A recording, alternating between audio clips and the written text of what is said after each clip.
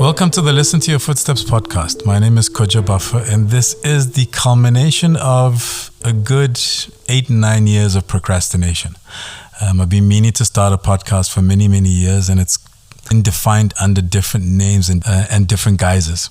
And I decided that with the release of my first book, which is called Listen to Your Footsteps, I thought it'd be cool to create this kind of, let's call it ecosystem umbrella under which I share not just my experiences and my thoughts, which is what I do in the book, but I also share the experiences and thoughts of other Africans, other people such as myself, naturally curious, in the creative spaces, in the art spaces, in the human spaces. And so this is the first show, and my guest on this show is somebody that I've been friends with for many, many years, which always makes for very surreal and very interesting conversations at the same time. My guest is Papama Mtwisha. She is a fashion designer. She is the owner of two growing brands, Butter Pudding, as well as Africa Your Time Is Now. And I had a conversation with her about her journey, her business, but also being a mother, being a businesswoman, and being a African. Papama, thank you for joining me on my podcast. Thank you so much for having me. I'm very honored to be chatting to you. It's very surreal because we've known each other for so long, right? So even in terms of trying to get an understanding of the questions that I wanted to ask. So I'll start with my cheesiest question, which is a question I like, which is, what did you want to be when you grew up? Should I answer this professionally or like honestly? Do you know that I wanted to be a housewife? Like, how ambitious is that? My mom reminds me of this all the time. I used to say, I just want to be a housewife who's going to have lots of kids and make sure that they're nurtured, loved, and taken care of, and live in this beautiful abode. And yeah, that's what I wanted. But what was that tied to? So because it means that you had a particular perception of what a housewife did, right? Because when we're kids, for example, when my son at some stage said he wanted to be a security guard in a complex. And when you probe further, he was like, well, they look after us and they protect us. So he was connecting with that aspect of it. Whereas as adults, we're sitting and going, nah, that's not ambitious enough, right? I think for me, it's my love for kids, actually, because housewife meant, as I said just now, nurturing kids, having lots of kids and making sure that they're fed and they're loved and feeling safe. And it was definitely that, just being at home and bonding, because, that's how I even started my business when I resigned from my last job, was to start a kiddies brand, because for me it was all about marrying my two passions, which are fashion and children. And so you're right, actually, it was probably linked to the love of kids. When was that? When did that, let's call it the fashion bug, but when did you start to kind of veer and lean towards fashion? Creativity is something that I remember always having had, but to actually think about turning that into a career, I think started in my high school years. Apparently when I was, my aunt always tells me that when I was younger, I don't actually remember, I used to cut out magazines and create my own magazines, and it was filled with fashion pages. And so I think, I guess in my primary school years, but then to actually make garments, I've always been one to like being different. So my parents would buy me clothes. I would then personalize my own clothes. So they would buy me clothes at Edgar's, and I'd cut them up, change them, patch them up with other things so that I was always looking unique. And I always knew that this is my happy space when I was busy creating these things and doing these things and also wearing them and getting the compliments. So in my high school years, I thought, yeah, maybe there's something here. However, I grew up with siblings that are very academic, and my folks as well. So to actually voice that to them, that I wanted to be a fashion designer, it didn't come easy. Even in high school, I did math, science, and biology because I felt like that was the the right thing to do to please my parents, because that's what we do as kids. And then I still don't know where I got the strength from. In my matric year, where I said to my parents, actually, I don't want to spend the rest of my life in a white lab coat. I want to be a fashion designer. And yeah. What was their reaction? Because I mean, like, we know each other quite well, and I know your mother. And looking at her now, you'd go. I mean, she's extremely supportive of you and your siblings and everything that you do. Like, I mean, fiercely supportive, right? But Yeah. I'm trying to imagine her then, when she's dealing with a younger you and looking at you in terms of the decisions that you're making to determine the rest of your life. Yeah, I think out of fear, and I always say this now that I'm a parent, I totally get the reaction back then, because of course then I didn't like it. I almost got disowned, to put it mildly. They were not having it, because for them, and when I say my parents, I actually refer to my grandparents, because they raised me. For them, it was quite unheard of. All they thought of was, I'm going to be spending the rest of my life being a dressmaker, and it just didn't make sense to them. And I didn't have the references like we do now of the David Tlales, the Tula Cindy's, the local and international, actually, the Stone Cherries, that made something out of fashion, like made a whole career. So I'm going to jump around a bit, because I think you've highlighted some very interesting things. So one, in terms of creativity, right? And your approach to creativity, because you went and studied fashion design. You talk about, you being told you used to cut out images from magazines. And when you came out of fashion design, learning fashion design, instead of going and starting your own brand, you went into magazine. Yes. And built a career within there where a lot of people didn't know that you'd studied fashion design. Yeah. How did you end up in the magazine space? So I studied at Wits Technicon, which is now UJ, and part of it was a 3-year course, and part of my 3rd year was to do an internship, or for all the students. The 3rd-year students had to do an internship at a design house for a month or 3 months, I can't remember. No, I think it was a month. And for me, my rationale was, I've been studying this for 2.5 years. I've learned this skill to make clothes from concept to actual tangible item. I think I'd like to use this opportunity to learn a different skill. So I then called a magazine, and specifically the fashion department of a magazine, because the syllabus at my school didn't cover that. And I was very clear that I wanted to learn the fashion industry holistically. And being a fashion editor gave me that amazing vantage point, because when I was in the fashion department of True Love magazine, which is where I started my career, I got to interact with local designers, with local retailers, international retailers, with everyone in the fashion space. And that was such a learning curve for me. And I was there for a very long time, because I learned quite a lot. But I always knew that I would go back to design once I'd acquired the skill, the information, the contacts and the connects holistically. So if I started my own brand and I wanted to get into a retailer like Woolworths, I knew exactly who to call, and also how that whole system works. If I wanted to get my brand to stock internationally, I needed to know what that system was firsthand. So that was the thinking behind. But you ended up. I mean, you ended up in magazine for a long time. I did. So True Love magazine is where I started as a fashion assistant, collecting people's lunches, steaming, taping shoes, all the unglamorous stuff, and then I moved to junior fashion editor, and then I resigned. I think a year and a half later, True Love went to another magazine, and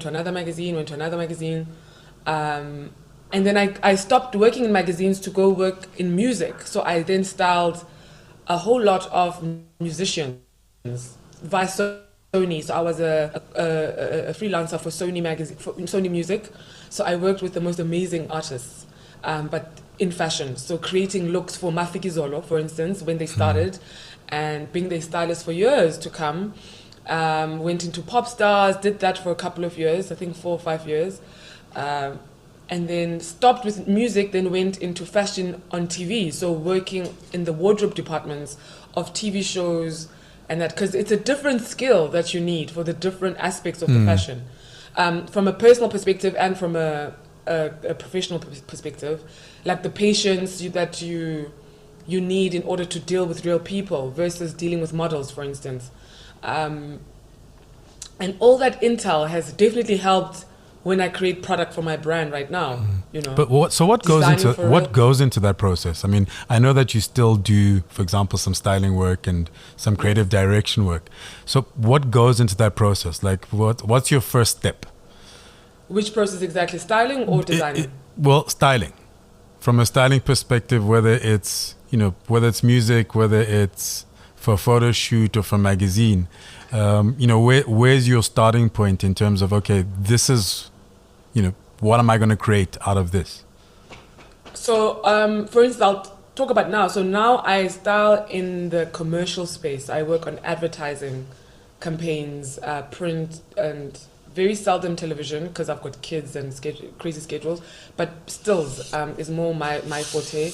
It starts with a brief. So the client will send us a brief, and then we then unpack the brief and how I, as the wardrobe, a fashion space within this whole machine, I'm going to interpret their brief, and then I throw around my ideas, and we unpack that, and then they approve or disapprove, tweak it here, take this from it, and then it becomes a collaborative effort between myself, who's usually the head of department in the creative spot, because I'll then have a team of assistants, makeup artists, hairstylists, prop stylists, who I then brief based on the client's brief.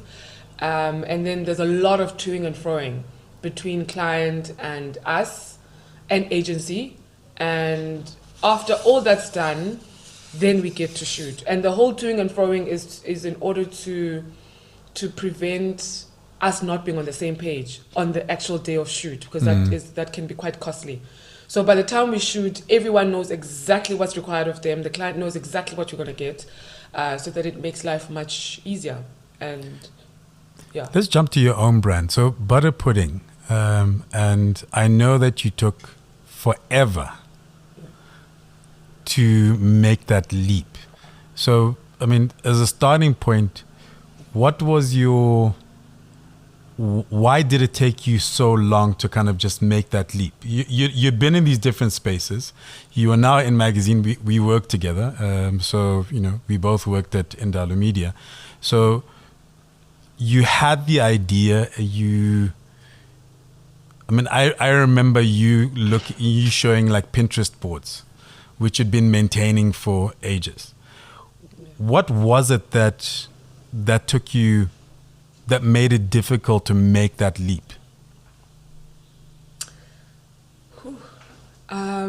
That the duration was 7 years to be exact, which is a long time. Yeah.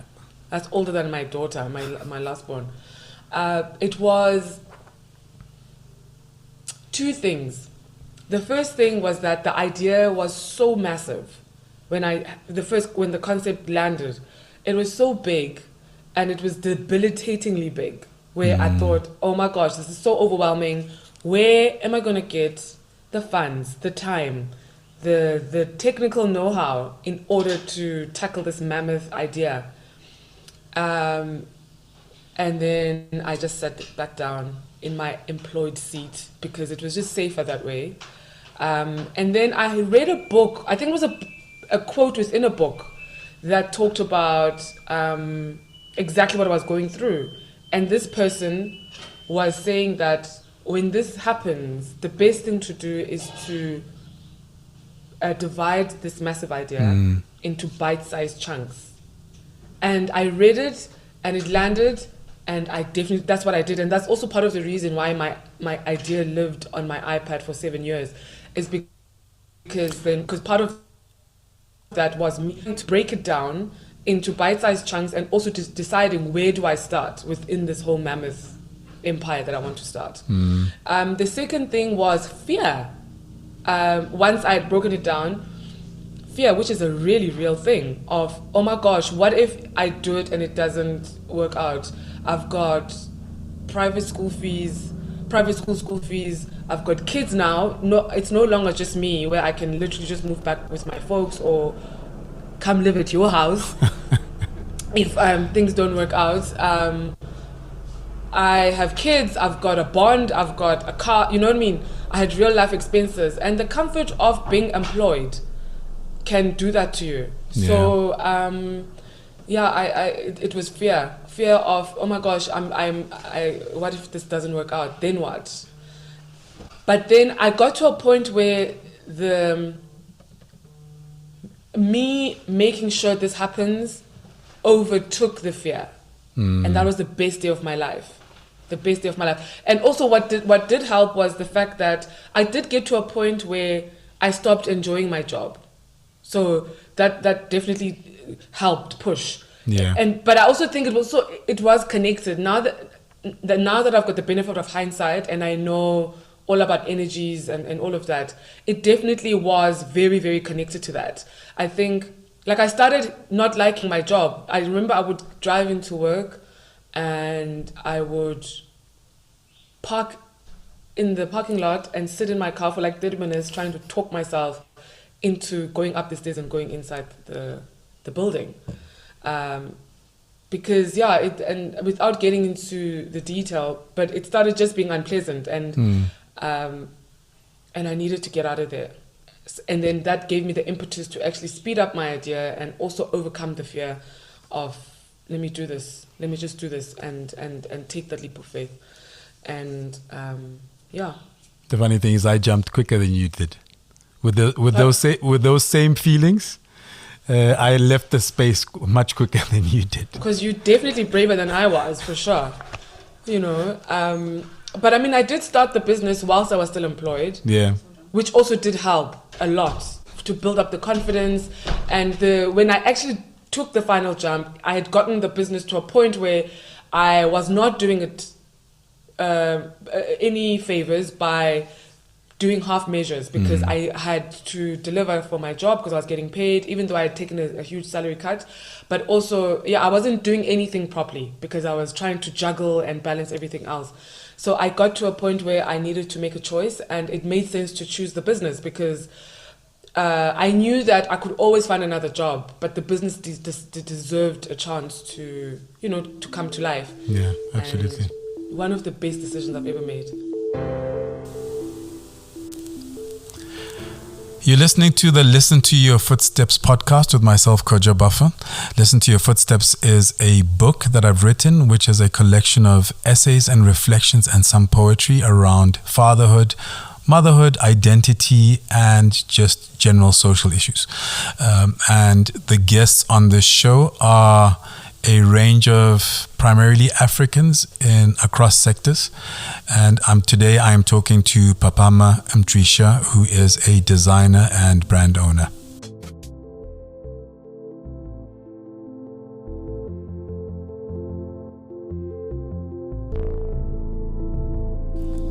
So the name butter pudding, where does that come from? Butter pudding. I mean, doesn't it just sound so nice? It sounds delicious, doesn't it? Yeah. It's my favorite dessert. I used to go, when I was single and a bachelorette, I used to go to Corner Cafe a lot. Maybe this is this is not for here. But yes, please. But I used to go to Corner Cafe before I got married, before I had kids. I used to go to Corner Cafe a lot, and they used to make the most delicious butter pudding. I used to order it so often that they used to let me order a takeaway and leave with the bowl that it used to come in, because they knew that I would be back the following week to bring the bowls back. And also, most importantly, butter pudding is the most simplest thing to make. And it requires very, very basic ingredients like bread, milk, sugar, and egg. And that's it. But once you combine them and put them in the oven, something really delicious and decadent comes out. And that's essentially what butter pudding is about. It's the simplest of designs, combined with interesting fabrics and trimmings, and something very timeless and beautiful always comes out. So it just made sense, and I like the name, and I like the way it rolled off the tongue, and yeah. I mean, by then you were also now a mother, and you talked about that love for kids. But you could have, and you'd been in been in, let's call it, the adult space for years. That it actually, in the beginning, it seemed not strange, but it was surprising that you're going to launch your brand, and you're going to launch your brand specifically for children. Yeah. Was that, Yeah. why didn't you just go adults first? Because that's probably where you had a lot more experience in. Exactly.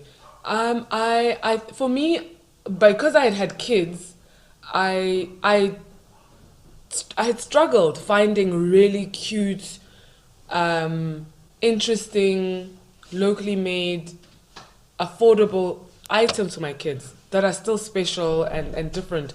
And also by then I was traveling a lot when I used to work at Luminance, and every time I would travel, I would come back with bags full of stuff for my kids. And even if it was my last dollar or euro, I would sooner spend it on them, on her at the time. I only had the one child than on me. And when I saw what was available overseas compared to what we had, I mean, not to say that we didn't have any clothes available. There were clothing brands, yeah, but it wasn't as cute and different as what was available overseas. And I just wanted to kind of close that gap. And also the fact that I loved kids, and when I was designing for kids, it just made me come alive and feel so good. And also, as much as the end garment is not being worn by adults, or wasn't at the time, who was buying, making the purchasing decisions? It was the parents, it was the adults. So I knew to tap into that, and which also informed the aesthetic for butter pudding. It's very rare that you'll find frilly, cutesy, childlike stuff at butter pudding. It's often, and I get this this comment all the time, back then until this day, where the adults are like, "Oh my gosh, this is so nice. Can't you just do a bigger version for myself?" And that was also very deliberate, because I knew who was making the purchasing decision. And obviously the garments needed to be child friendly, and I didn't want young kids looking like adults, so that was also the balance. So it's very symmetrical styles, very classical styles, very timeless. As a result, we never go on sale as a brand, because whatever we designed in 2015, 2016 is still relevant aesthetically in 2021. So, and that's always the approach that I've always had in my design and styling. I never want people to look at my product and think, "Oh my gosh, this was done in 1988 because I can see the shoulder pad, whatever." So the style is always very timeless and very classic, and it's items that you must be able to wear over the years. For me, that's what makes sense when I'm purchasing clothes. Something that I can wear 3 different ways, at least, for 4 different occasions, dress it up, dress it down, and I can wear over 5, 7, 10 years, and it's still relevant. It doesn't make me feel dated. Yeah, I remember the first time I went to, going to Paris and going to, Galerie Lafayette, and just seeing the kids section there.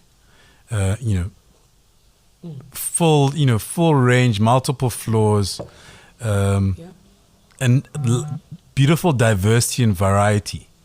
But also, like you're saying, so there is that balance between sometimes clothes for children come out, and especially for little girls, and whether we like it or not, it's sexualized.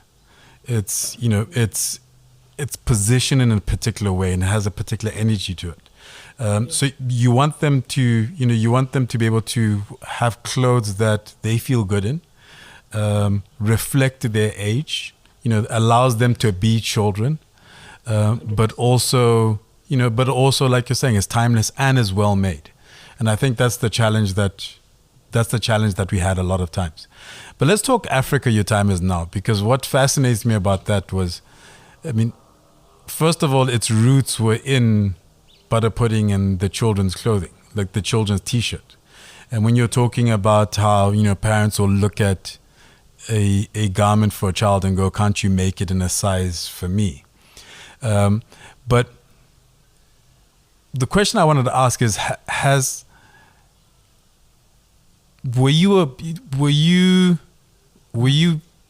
aware that it had the potential to really feel like it's overshadowing its roots? Or do you feel like it overshadows it? Sometimes I do. Sometimes I do, and then sometimes I don't at the same time. I think that, how it started was exactly that. We started with a T-shirt that said Africa is the future, which was a statement that was coined by two Frenchmen in Paris. It was a movement that they set out to start to do for 10 years. And by the time I saw it, I think they had already disbanded it. It was, I think, in its 11th or 12th year. So it wasn't something they were doing. So I sent them an email to ask for permission to actually do the T-shirt for kids, because at the time we were just a kiddies brand. Because I felt at the time when we launched Butter Pudding, it was in 2015. At the time, it felt like it was a message that was so necessary for an African child who is the future for the continent. And so we started with the T-shirts, and then the adults. Then we did the adults ones because of the same reason, where they said, oh, this is so great, it's a great message for the kids and for us. Then we started doing the adult T-shirts. But then one day I was trying to nap in my daughter's bedroom because it gets the best light in the house.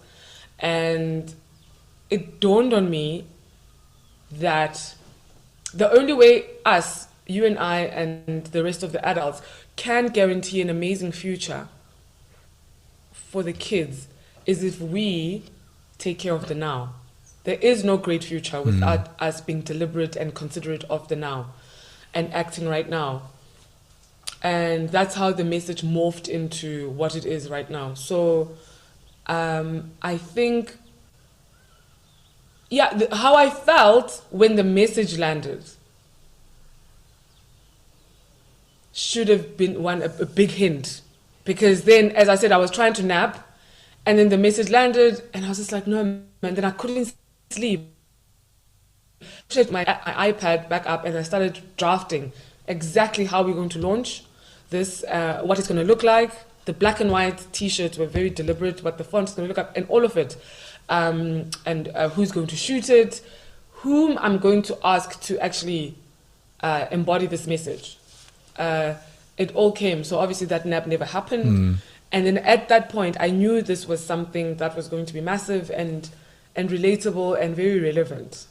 I mean, the irony of you having to go, there is a irony in there, and it's a historical irony that you having to go to two French people to get permission to put a slogan that's related to the continent that you live on T-shirts as a starting point. Yeah, how crazy.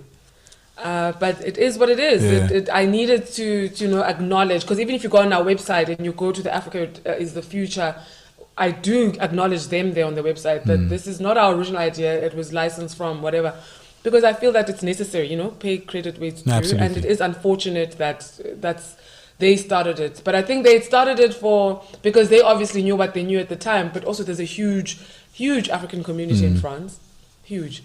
And it was mainly there, and then it filtered its way back to the continent, because I think OK Africa also retails the T-shirts, and there have been different interpretations of the message, which is fantastic. So what was interesting for me, looking from the outside and kind of understanding the inside to a certain extent, was because you launched it in essence as let's say a campaign / movement.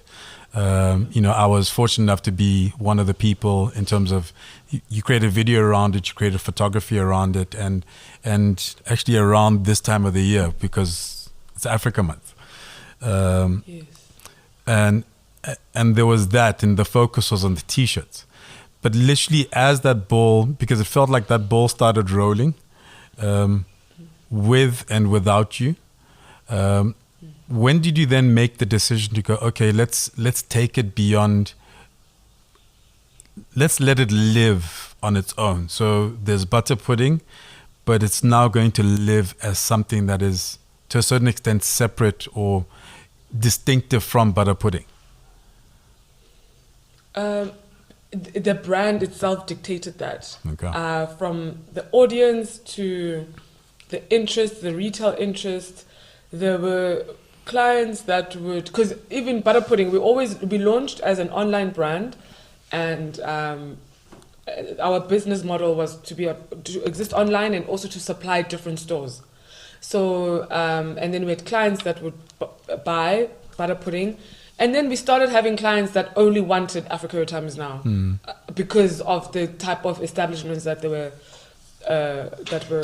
like, and so, and then it literally kind of surpassed the kids stuff, because I think of the timing, and as I said, the resonance and the relevance at the time, and we were not about to stop it. We were not about to kind of put the brakes because our vision was A, B, and C.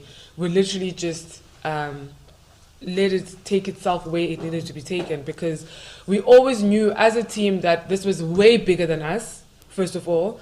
Yes, we were the vehicle that it came through, but it was definitely not about us and much bigger. And that was, so we needed to let the movement, we needed to let it take itself where it needed to go.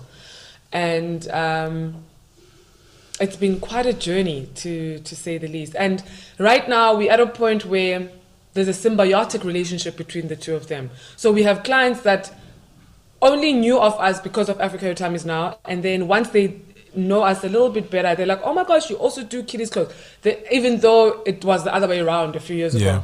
So it's the lesson there is to not to be so set on, like, have a vision that is so tight that there's no room for editing, because ultimately things start somewhere, and then there's not a straight and linear road to the destination. Sometimes you have to meander.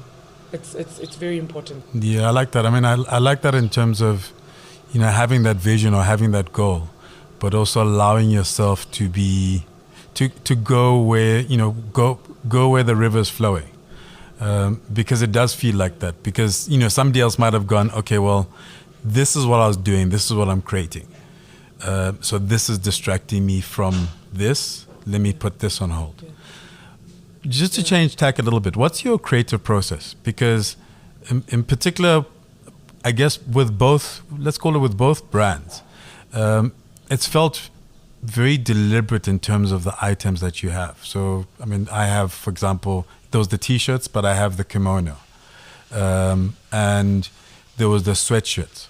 So, what is that process from a creative perspective in terms of, okay, this is the next thing we're going to add to the collection? It's for me, it's usually, it must never feel forced. The cool factor is very important. Is it unisexuality of an item? Unisex items, I guess. Yeah, it needs to be unisex. Or gender. Mostly. I think gender fluid is more for people, but yeah. Yes, but item being unisex and cool are the two determining factor, and also very seamless. Like, it must just look effortless. It must look like this belongs there and you're not forcing it. So we started off with the T-shirts because we felt that T-shirts are that one item that everyone has, and they non-discriminate. It's like a nice leveling item for anyone to kind of introduce the movement and to get people out there, to get people to be aware of it. And then the sweaters and the hoodies were a natural progression because we wanted, there was a permanent demand for these, and we were supplying places all over the world that had different climates. So, and we also noticed that people were buying more into the message than the item. So we have till this day, we have a lot of repeat customers, a lot. Like the bulk of our business is from, you've got the t-shirt and you were in Ghana and someone either hijacked your t-shirt because they know you'll get it when you get home, or you got so many compliments and you know that you're going to buy 3 others, for them as gifts. Yeah. So people were like, oh my gosh, I've got the t-shirt, but I live in Paris, whatever. So in order to make sure that people, because we're in the business of spreading the message, we often say that we're not in the business of selling clothes, we're in the business of spreading a message, and that determines all the decisions that we make, from the design item to which stockists we decide to get into and exhibitions we decide to be part of. That's always a determining factor in the collaborations that we do. So yes, because we wanted people to wear the message, because when they're wearing it, they then spreading the message. It made sense for us to give them items that give them variety in spreading this message, and also that were very practical. So if you're in Europe and it's cold, you want to be spreading the message, but in a sweater or a hoodie. And then the kimonos I love kimonos, personally. So it just made sense to just plaster the message at the back of a kimono. But the fabrics we choose are always cool, like a camel kimono, the one you have, like a nice print. See, I'm wearing this is a jumpsuit, it's like an overall, and then it's got the thing, the message at the back. So it's always nice. In the front, you look all, because I can dress it up with heels, I can wear it with all stars and flats when I'm picking up my girls. But then it's like that element of surprise that people don't expect, it lives on your back. So that's usually the determining factor. It's about how are we spreading this message in a way that doesn't feel forced and it feels very effortless. We also collaborated with a jeweler for pendants, because there are people that were like, oh my gosh, I've got all the t-shirts, I've got all the sweaters, but I can't get enough of this message. So then we created jewelry, pendants, where you always have it on you. These are exclusively available at a concept store in Paris. And anyone can buy them, obviously, via their online store. Yeah. But we created them exclusively for them. So I've got one. I'm not wearing it today. And and then we've got the candles, because the candles were, how is this message going to live in your home, necessarily on your body? And candles made sense because, I've got an obsession with candles. And also the rationale there was candles are a source of light. And we've been previously known as the dark continent. And it also makes sense for us to light our own way and to shed that image and that label of being the dark continent, but we are literally lighting our own way. We're not necessarily waiting for someone to do that for us. So the candles made sense in that way. And and there's a whole rollout plan, obviously. So how do you, I'm trying to find the right way to phrase this, and it's because it's a question that tends to get asked of women but not of men. But I think it's important and significant with you, because you're building these 2 brands, and before COVID happened, you were traveling a lot, and you have your 2 girls who are very important to you, and not just important in terms of kind of being available and being present, but also the values and the ideals and how you live your life, right? And at the same time, you serve as an example to show them that just because they're girls does not mean they can. There's no limits to what they can accomplish, which is a lot to carry, particularly when you're building such significant brands. Because I say significant because I think there's an inherent responsibility from an African perspective in terms of the work that we do, because there's so much work to be done. We can't just be purely capitalist and go, I'm doing it just for money, and you're not about that. So how do you navigate all of those to ensure that there's time for your businesses, there's time for your girls, but there's also time for you. Yeah. Sure, that is a very loaded question. It's a very massive question.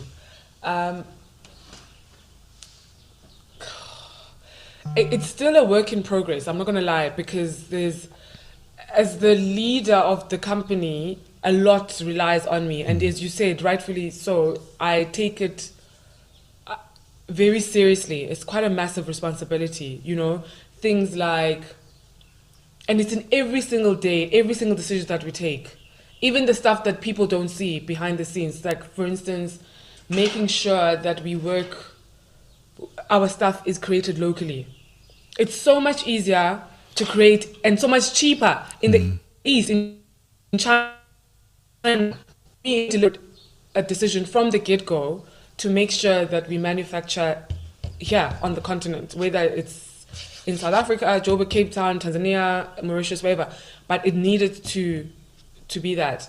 And for me, I needed to show the team that that is possible, because it goes back to the why I do what I do, was to create more jobs, or to do my little bit in helping our society. Just it's a drop in the ocean if you consider what still needed to be done.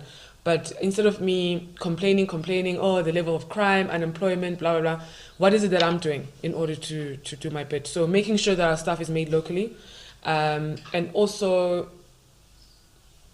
being there for my girls, because what is it? Charity starts at home. Yeah. To be able to know that they matter, they loved, and they feel like they've got a mom who's not always out there. But I think for me, it's what you just said. Is I need them to understand the value of hard and smart work, and I say smart as well because I do things at my own pace, like literally a bit too much sometimes. I can be, and that's why I don't have a business partner yet, because I can be very frustrating. I'm a feeler versus, things need to feel right versus make sense to me. So until something feels right, I'm not doing it, even though the deadline was 3 months ago. But if it still hasn't felt right, I'm not interested, because I know the minute it feels right, it will happen so fast and will catch up. And it's always worked for me in that way. So I sometimes take a week off. I don't want to do anything. I just want to be home in the garden with the girls. So they see me do that. It's more about quality versus quantity of days. And then so that when I'm actually working, the guilt is less. Because they know mommy loves them. They know mommy will make time, but they know that mommy is on her computer, mommy's working, mommy's traveling. It's because she needs to. And there's a reason why that happens. So treating them as adults and communicating with them, and actually also exposing them. They'll come with me on factory runs, so they know exactly when mommy says she's gone to the factory, this is what it means. When mommy's gone to a photo shoot, this is what it means. And a lot of the operations also happens right here at home. So they know exactly, like, I wish I could flip my camera so you can see what I'm looking at right now. There's a whole lot of quality checking going on. So my kids are very exposed to the business, and I'm also very vocal and with them, the challenges as well of what mommy faces in an age appropriate way, where they'll understand, because the challenges are definitely there. I don't know if I actually answered the question. You did, but I think it's also tied to, we're both believe in this idea of that kind of quality and being able to live life on your own terms. But I think it's also tied to how we view success and how that's evolving and should evolve. The conversation I have with people is, I don't necessarily want to scale. When I'm starting something or when I'm looking at something, because scaling has become the thing, because we live in this kind of, I guess, the experience age and the digital age. So everybody looks at it as, okay, I want to be the next this. I want to be the next Facebook or Twitter. And I personally reached the point where I was like, actually, that looks like a whole lot of work and a whole lot of weight that I don't necessarily want to take on. And I've had to, and it's still evolving, like redefine what success looks like for me. So having said that, do you have an idea of what you want the brands to look like in say 10 years from now, and your role within them specifically? Yes, definitely. As I said, that with Africa Your Time Is Now, we're in the business of spreading the message, not necessarily selling clothes. So there's a whole rollout plan that, as I alluded to earlier on, that was there from the get-go. And the clothing was part of me breaking down this big idea and starting with the low-hanging fruit, because design is what I know, it's what I do. It just made sense. But this message can live on so many platforms, many elements that are relevant, because the message is so true and so relevant. It will be relevant until every African person gets it and is living it. So, and until that happens, we are going to be quite busy. So for me, it's living across different, in 10 years' time, it's living across different continents, even more than it is right now, and employing more people, I guess, than it is right now. But I'm not running the show, for sure. I'm in the garden. I'm by the beach, and I come in as and when I need to. And actually, that's what I'm doing right now on a very small scale, you know. And for me, that was also a very deliberate decision. And I think it was informed by working in media for so many years and always chasing the future, always living 3 months ahead, always chasing the next thing, chasing a deadline, chasing the next story for so long. And I think that really affected me in more ways than I actually cared to realize. So I knew that when I started my own thing, it had to be on my own terms. So I knew from the get-go that my design, my brands would never be the kind of brands that are going to be seasonal and making sure that we're dropping. No, we'll drop when we drop, okay? And that's okay. So it was so hilarious when with the pandemic, I started reading all the articles about all these major fashion brands that used to live season to season and show every season. They were like, It started with YSL, and then I think Chanel followed, and Dior and all of them. They were like, no. Actually, this is so archaic and it doesn't serve us. We're going to show twice a year, and you know, so it's the beginning of realizing that just because it's been done doesn't necessarily mean that it's necessarily the only way, the right way. And I like what you had said, that earlier, just now, it's about knowing yourself, you know. Is scaling up necessarily something that resonates with your personality, the person that you are? And if not, that's okay. You define your own success, and that's how it should be. And we need to advocate for that a little bit more.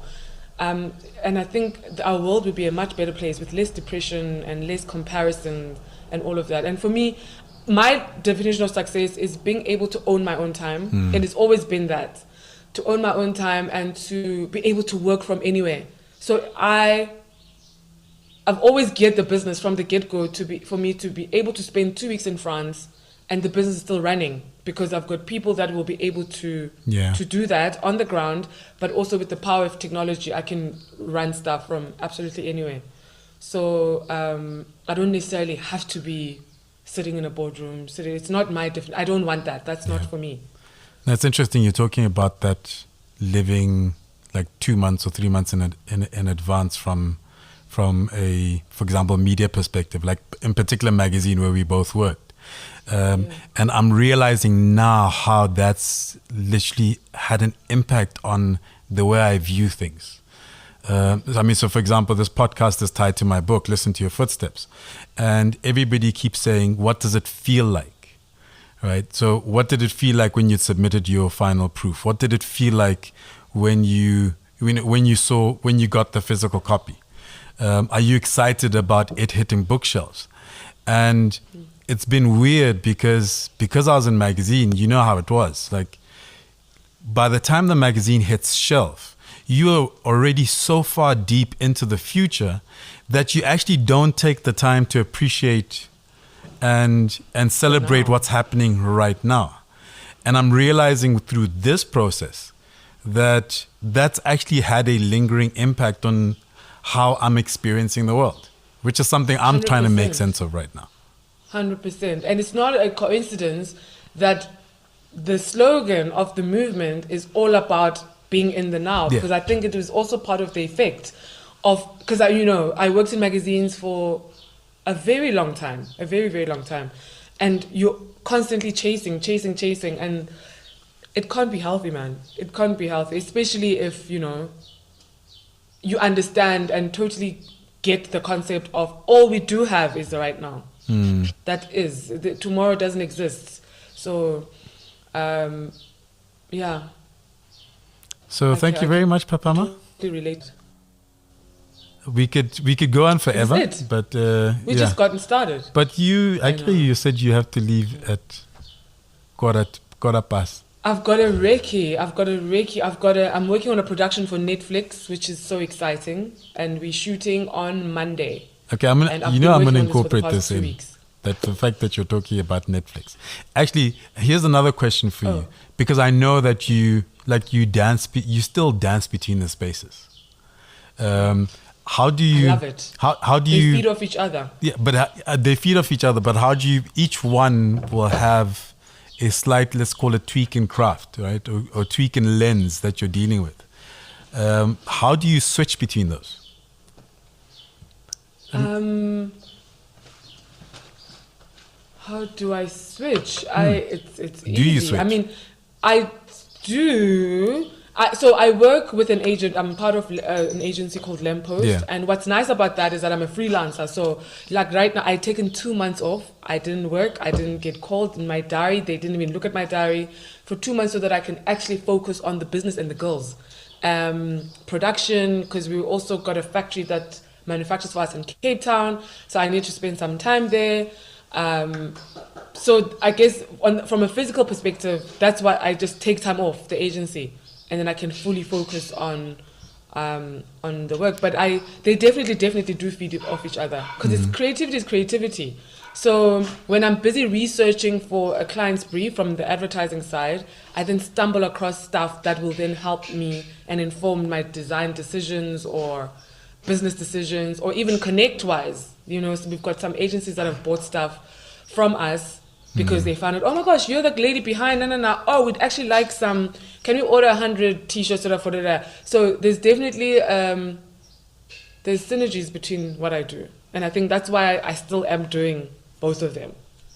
And also, very importantly, because I still don't draw a salary from the business. Can you believe? I still don't draw a salary. So in order for my lifestyle, my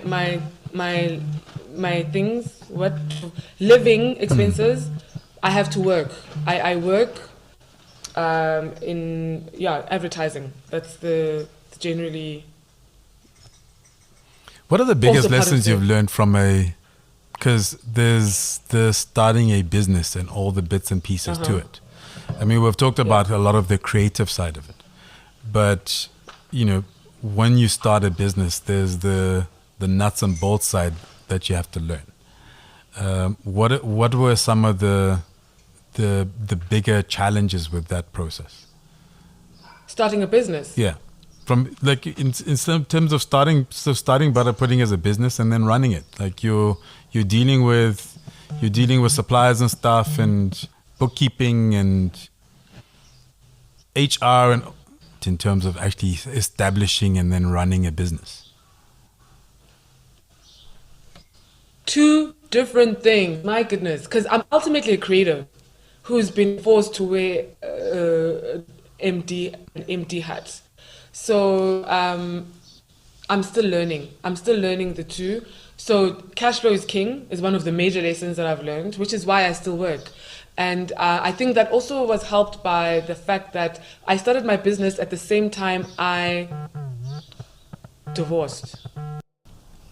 Yeah, so it coincided with my divorce. So I knew that I knew that I didn't want to downscale my lifestyle, because that's what entrepreneurs often have to do, because you literally put all your resources into starting this business, especially if you don't have a funder or an investor or anything like that, which is what my story was like. So I knew that I didn't want to downscale, and that was informed by the fact that I didn't want my kids to feel the divorce so much. I didn't want them to think, oh, daddy's and mommy are on together, and now we have to move to a smaller home, go to schools that are different and whatever. So I knew that I needed to work. So I worked from the get-go. I freelanced, so I could maintain the stuff that we were, the lifestyle we had. And I loved the arrangement with my agency so much that I'm still doing it 5-6 years later. Because I've got the best agent in the history of agents, and she's my first agent. I've never thought that I would need an agent, but she's the kind of agent that I know I deserve, who just gets me on a personal level and on a work front. And also the fact that she's quite flexible for my lifestyle. She understands fully that I'm a mom, so she will never accept jobs for me that require me to be on set for too long, and stuff like that. So I kind of work on my own terms.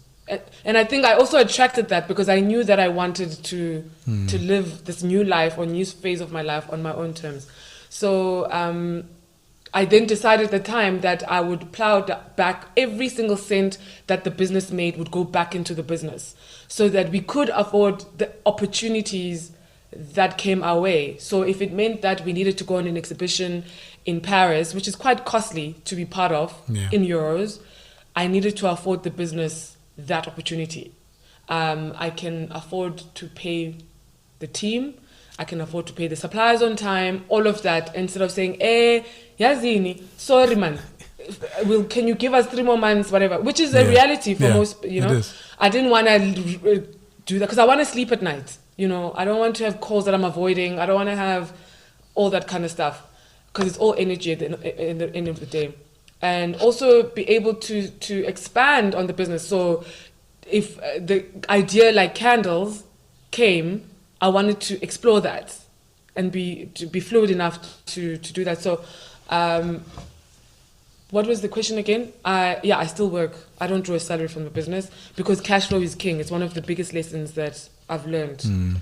And also because the decision to not go the funding route or the loan route. So the business has literally, it started itself and it's built itself, it's grown itself, it funds itself. But you've always been very particular about that, and I think that's what's helped in terms of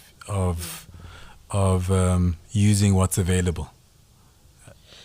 Very resourceful, but I mean, I did draw a salary during the pandemic, because obviously we were like we felt it.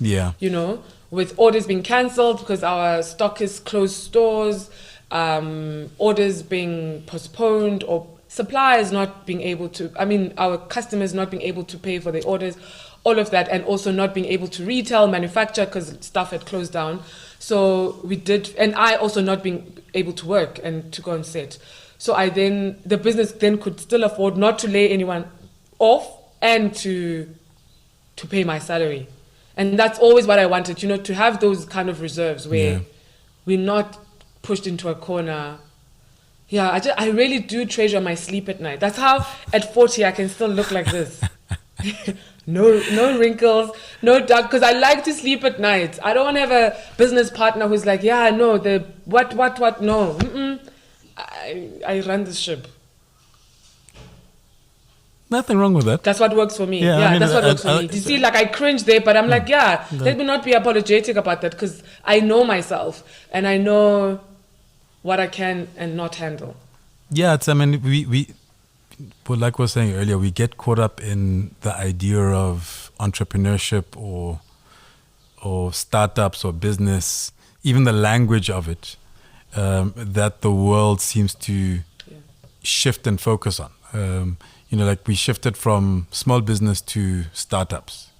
And it's like, okay, is that the same thing or isn't that the same thing? What's the differentiation between this and that? So we get caught up in that lingo and start to feel apologetic for not doing certain things. So I mean, with the partner thing, Not fitting in. I've had three business partners, and the one thing I've learned is that going into business partnership is like getting married.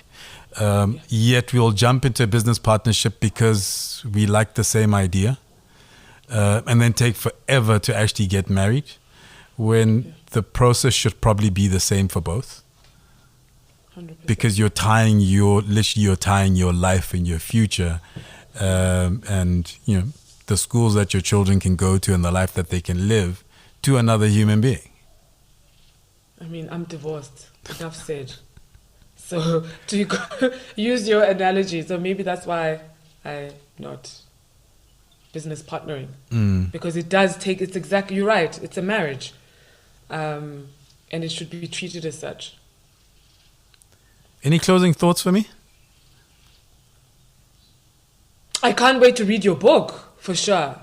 Because as I said, also as someone who knows you like that, it's going to be so lovely to read your thoughts and your feelings. And I'm so proud of you to finally actually do it, because you've been talking about this for a very long time. I've got your poetry book, which was the first book you ever penned.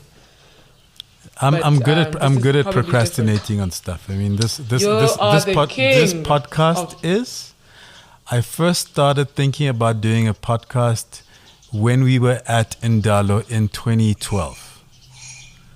And since 2012, I've been saying, do you know what? I should start a podcast. 2013, I even had conversation with a guy who had like the microphone and the little stuff. And yeah, it's taken this long. So, but eventually I do. But it feels right now. It feels right now, doesn't it? Yeah, I mean, I think both of us kind of approach like that. Like things happen when they're supposed to happen. Even when one stresses about it, you realize that when it happens. And for me, edging closer and closer to 50, if there's one thing that I've learned is that it's like, you know what, stuff will happen when it's supposed to happen, and it's all good. Yeah, because it's all energy. I really do believe that. And it's, when something feels right and you're ready and the timing feels right, the universe kind of conspires and you almost don't even have to lift a finger. You then come across someone who can make this happen. You collaborate with someone who's been wanting to. It doesn't. There's not too much effort put into it, and for me, that's usually the deciding factor when things feel easier. Even, Musa, my team knows where I'll say, "Oh, we need to get into another African country. It's about time." Like with the brand, that week I will get a call saying, "Hi, we saw whatever. We need to. Are you interested in?" Yeah. Or since I've started a business, in different aspects of it, where I'm like, "Oh my gosh, we need to manufacture whatever." We'll get a call. I'll have a meeting, or it will just kind of present itself, and that's how I always know that I'm in the right space. Thank you very much for your time. It's my absolute pleasure. And we will eventually talk again sometime. I'm hoping that the plan is for this to now just keep going.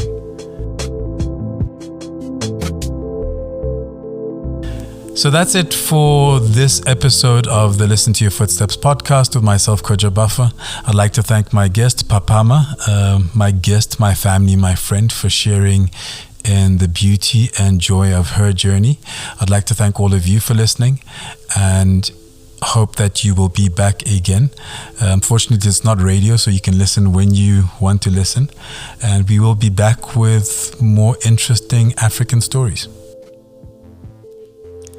Listen to Your Footsteps is a Zebra Culture production. Producer is Nhlangano Chabalala. Music by Kweku Buffer, and the host is myself, Koja Buffer.